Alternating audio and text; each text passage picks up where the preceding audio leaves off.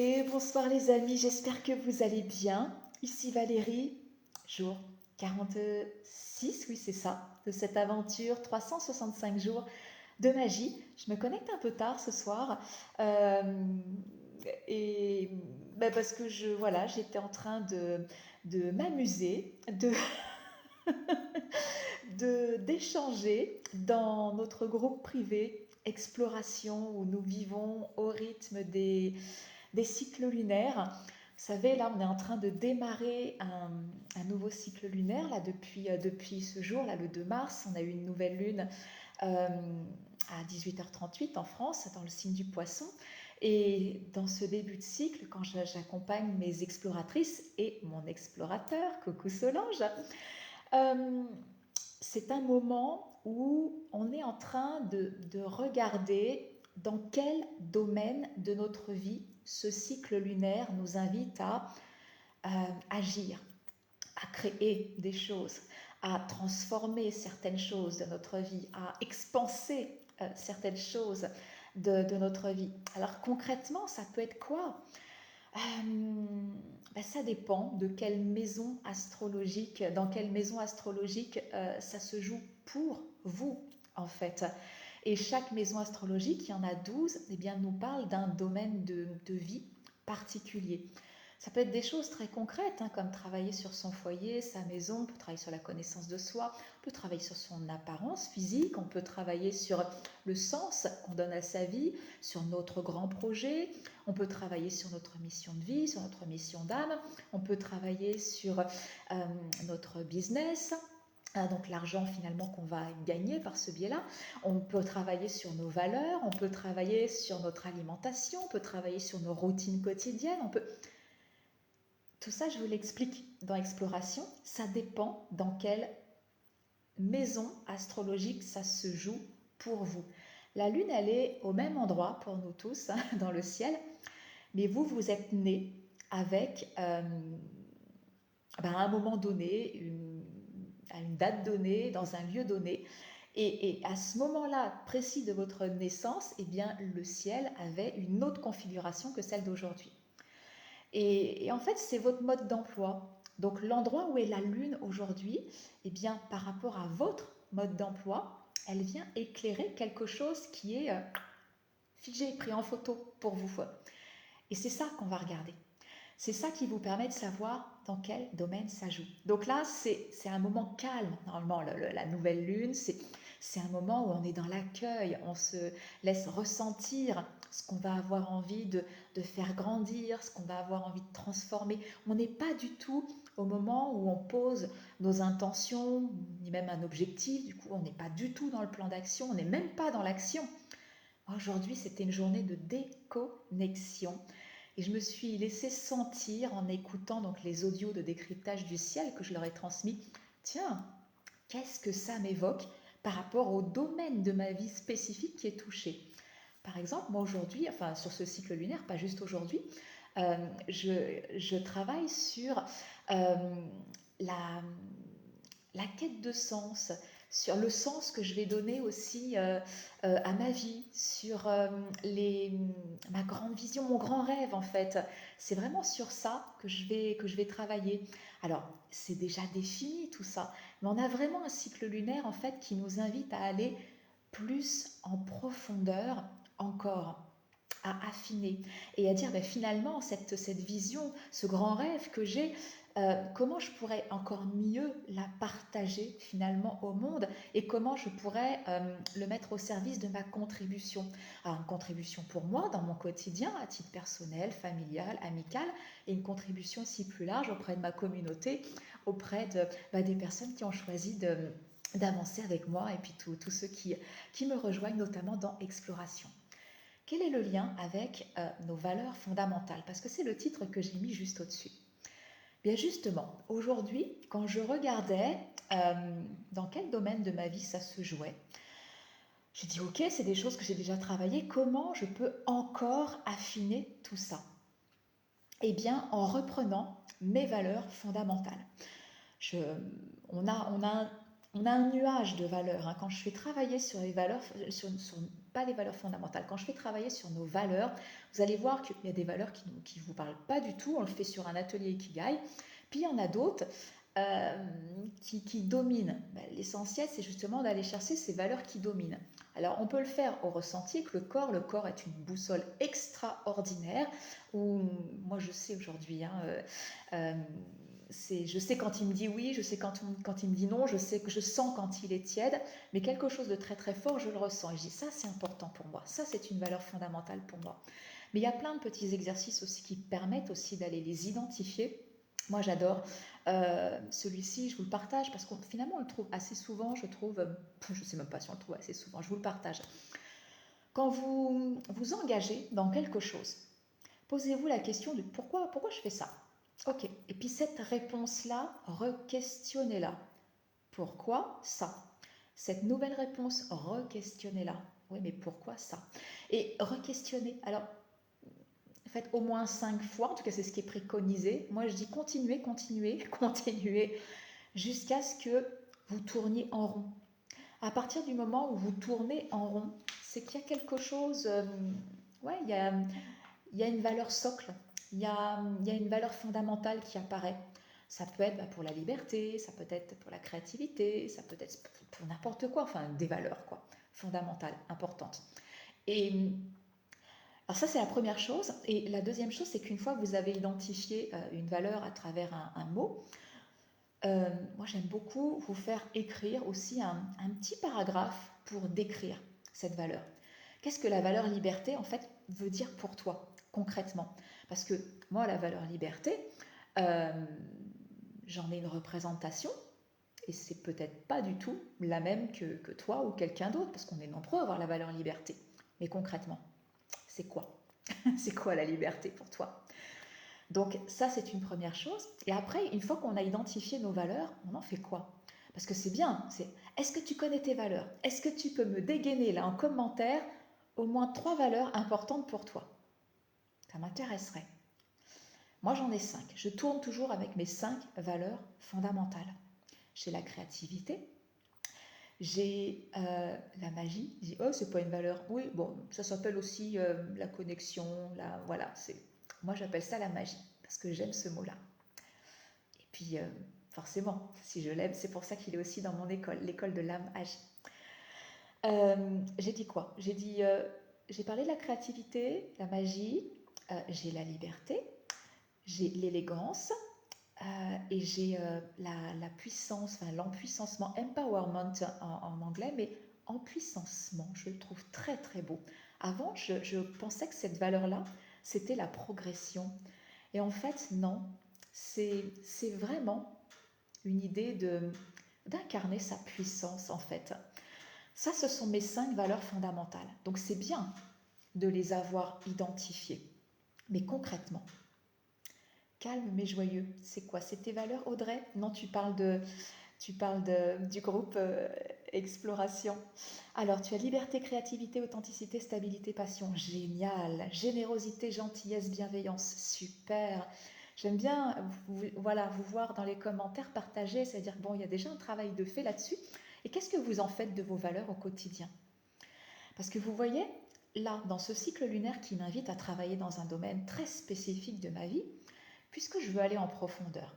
Parce que l'idée, c'est ça. L'authenticité fait aussi partie de mes valeurs. Et vous savez, on a des valeurs socles, des valeurs fondamentales.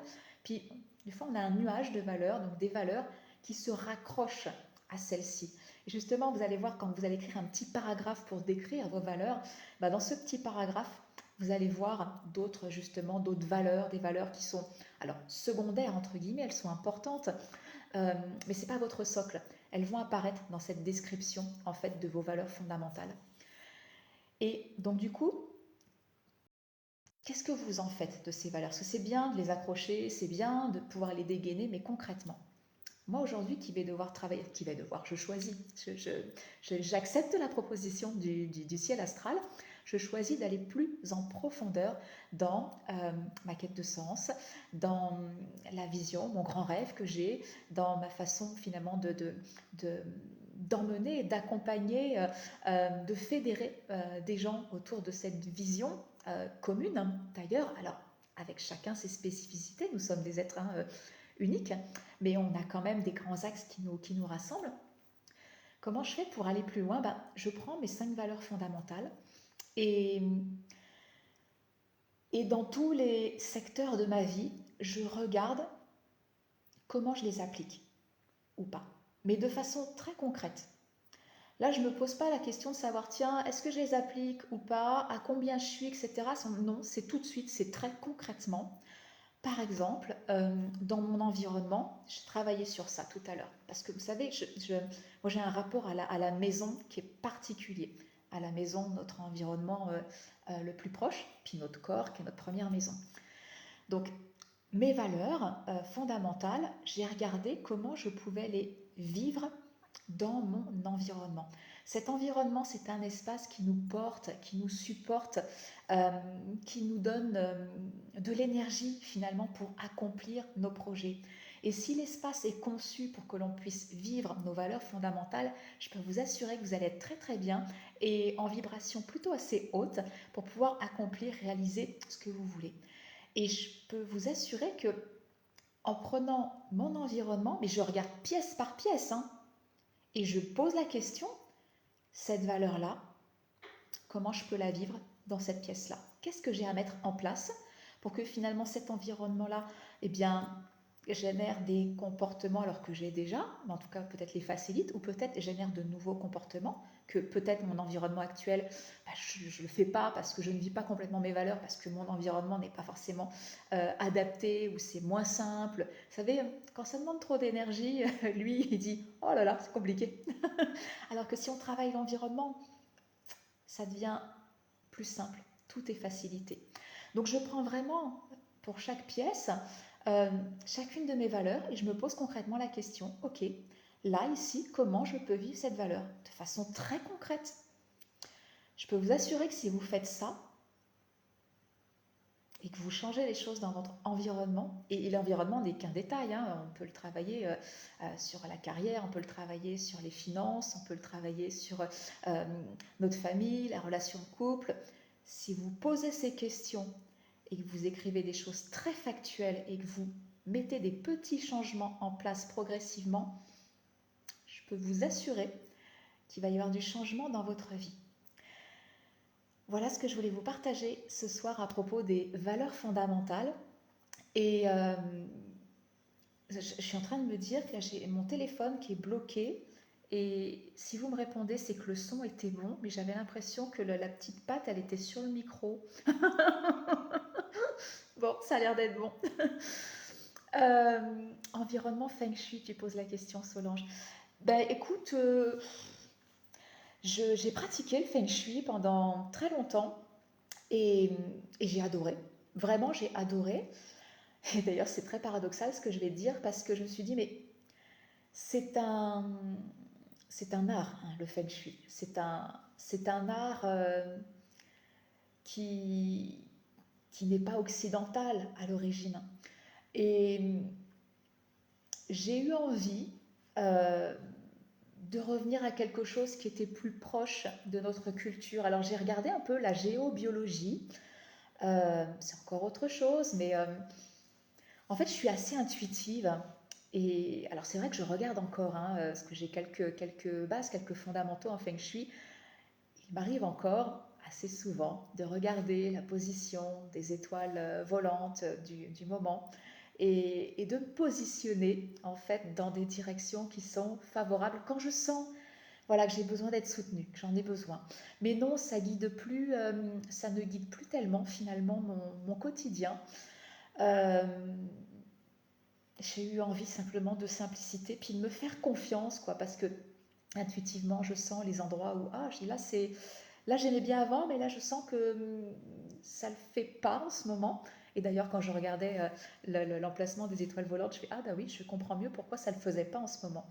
Donc non, je fais voilà, je suis plus intuitive et je m'y réfère quand je sens que j'ai besoin d'être un petit peu soutenue. Mais c'est pas le Feng Shui qui me guide. Et pourquoi c'est paradoxal? Parce que je voulais revenir à quelque chose de plus occidental. Mais tu sais que mon outil de prédilection, c'est l'ikigai. et et qu'on l'a justement occidentalisé en faisant un outil qui permettrait de trouver son job idéal. Et là, moi, je crie ah au scandale. Je me dis mais non, c'est tellement pas que ça.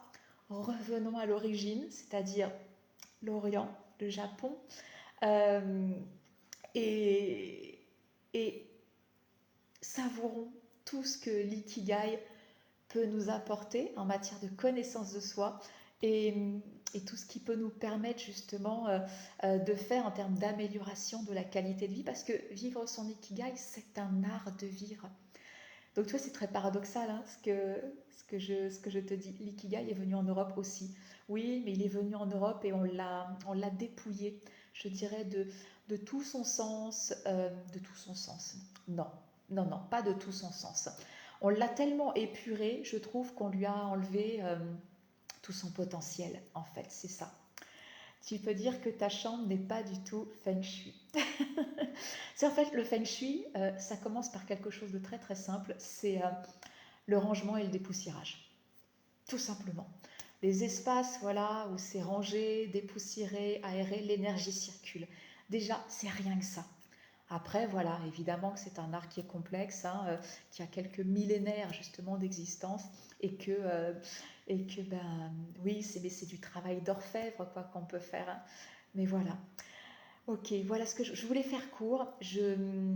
Justement, ce cycle lunaire qui nous invite à travailler plus en profondeur.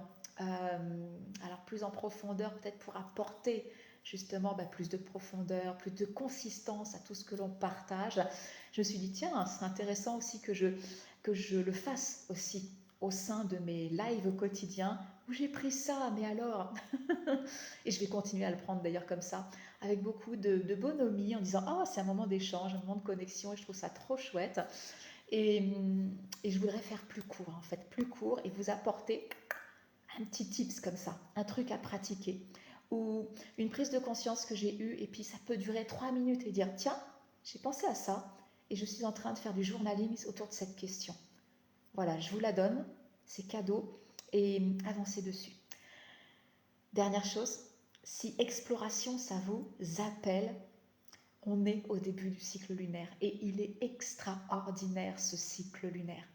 Je vous remettrai le lien avec la vidéo, soit en description si c'est sur YouTube, soit au-dessus si vous êtes sur Facebook ou sur Instagram. Et vraiment, rejoignez-nous. Prenez la formule mensuelle si vous n'êtes pas sûr. Parce que si au bout d'un mois, au bout d'un cycle lunaire, vous dites bon, finalement non, ou ça y est, j'ai vu, ou c'est pas tellement mon truc, ou c'est trop compliqué, ou non, j'ai pas envie d'avancer avec ça, il y a un petit bouton qui est prévu, c'est tout simple, pour dire voilà, je veux quitter exploration. Ça vous emmène sur un questionnaire très court. C'est pas juste pour vous empêcher de quitter exploration, c'est juste pour moi en termes d'amélioration, pour dire bon, comment ça s'est passé, qu'est-ce que ça a changé, qu'est-ce que je peux améliorer, et c'est tout. Voilà, et je vous désabonne, j'annule l'abonnement, le prélèvement financier mensuel. C'est vraiment la formule mensuelle, c'est celle qui fait que vous pouvez lâcher à tout moment. Donc si vous avez envie de découvrir, mais c'est une invitation, mais faites-le sur ce cycle lunaire parce que il est absolument extraordinaire. Extraordinaire. Solange dit je vais éteindre et fermer les yeux de suite aussi. Plus de 13 heures loin de la maison et je suis raide. Bonne nuit ma belle. À très bientôt. Je vous embrasse très fort et je vous dis à demain.